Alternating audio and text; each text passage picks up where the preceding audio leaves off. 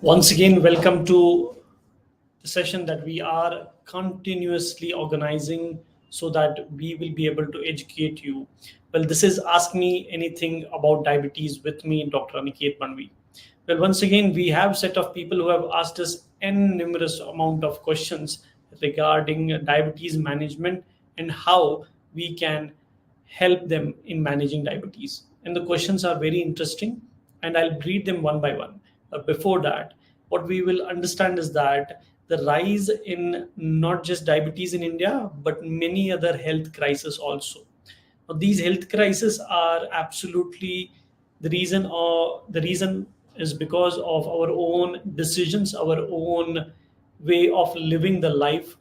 And eventually, when I sit down and when I have discussed with various patients, they when they elaborately tell us how do they start their day, how they live throughout their day, what kind of a decisions do they make when it comes to their health. When it comes to their health, I mean, whenever you're going to eat any food, whenever you are going to feed something, whenever you're going to put a piece of food in your mouth, it is absolutely a direct investment in your own health. And I want you guys to understand that when you're going to make that decision, ask yourself one major thing, that is, when you're going to eat something, ask yourself the food that you're going to eat, whether it is going to improve your health or not. And the answer is right in front of you.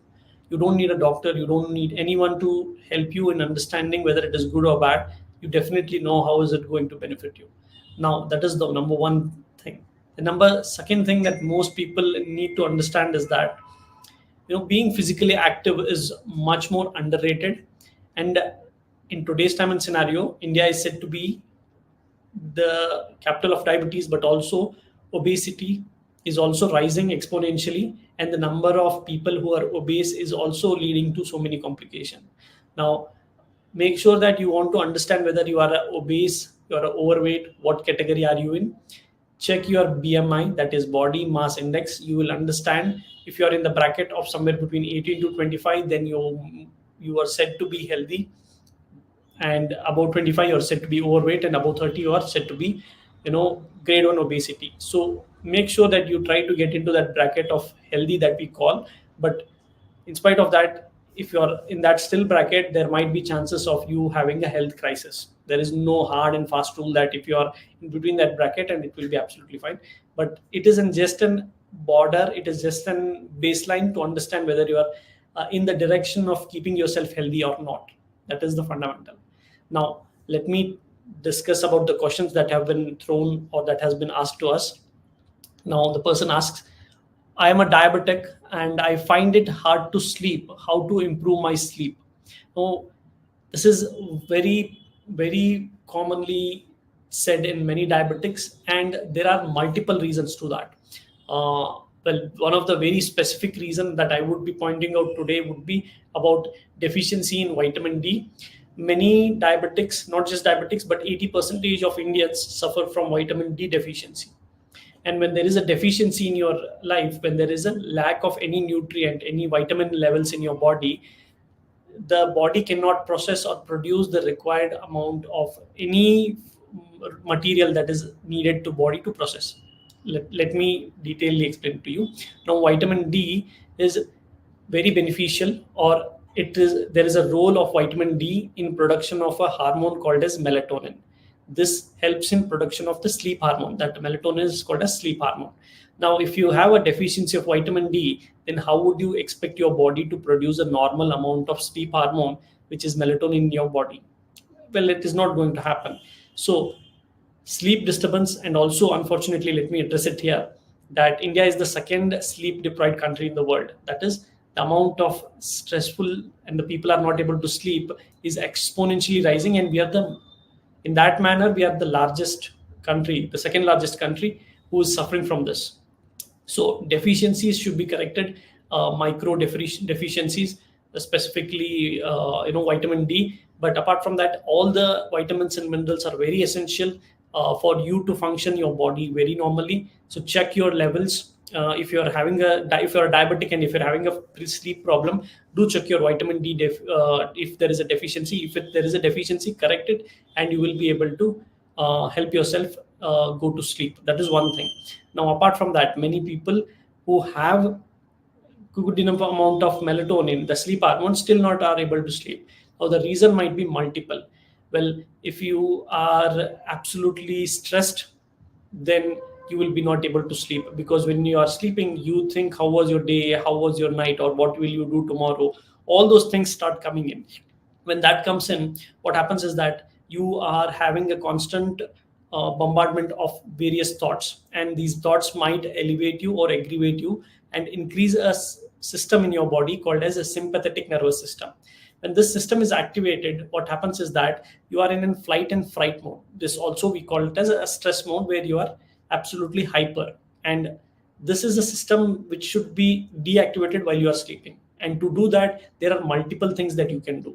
You can reduce the amount of you should be completely in a dark room, meditate or deep breathing, write a journal. All these things helps you declutter, helps you relax yourself, spend time with family, have a, if you are watching it, if you want to watch something light, laugh out, so that you will feel relaxed and you are able to sleep. The other thing that you might be suffering is that deficiency of magnesium. If there is a deficiency of magnesium, then the melatonin circulation does not happen properly. So do check if there is a deficiency of that also. Now, these are certain things that you can do to correct your sleep. And there is an ebook also that you can get of mine, which will be there in the comment section, or you can search my name in the Google, called as Dr. Aniket Banvi, and you will get Dr. Aniket Banvi Sleep Health. You will get a free ebook or a PDF, so that you can study that, you can read that, and you can make a benefit out of it and improve your sleep health. Now, that is all about sleep. Now, the other next question that we have is that why green tea is beneficial for diabetics. This is an interesting thing. Now, when we say green tea, let me tell you how the green tea is made, or how it should be made. Well, no adding any kind of sweeteners in that. It might be sugar, it might be jaggery, it might be XYZ, anything. Just taking a hot water and dipping these herbs, and making a hot cup of green tea. Now, why is it beneficial? Well, the reason is because it is rich in antioxidant. It has a rich amount of polyphenols and phyto-rich nutrients. Now, all this added together, it reduces the amount of inflammation in the body. It helps to reduce the amount of high blood glucose level also. But if you're asking me, will there be a weight loss? I wouldn't say that. Definitely not. That is not the right way, because you need to understand what is the fundamental, or the what is it actually working on. So it is majorly working on a level of reducing your inflammation by giving out these nutrient values like polyphenols, as I said, antioxidants, anti-inflammatory, anti-cancer, all these things, and helps in managing your diabetes, but not just diabetes, overall health also. So it is very much essential if you are a person who is going to get up early in the morning and avoid drinking tea and coffee with added sugar and added milk. I would suggest you to go for green tea. That will be much more beneficial than adding adding a tea or a coffee, which are highly stimulant, which will disrupt your gut and many other things also. So make sure that you avoid certain things. And when you want to break your fast, what do I mean by breaking your fast is that overnight when you sleep and when you get up, the first thing that you're going to put in your body is very important. And make sure that you put something which is going to be beneficial for your health in the long term or throughout the day. And that is how you need to be starting. And that is why we say go for a green tea or any kind of fruits and nuts. That will be much more beneficial for any diabetic to begin their day with. And then you can later on add up things that you want to add, but break your fast early in the morning if you want to with green tea.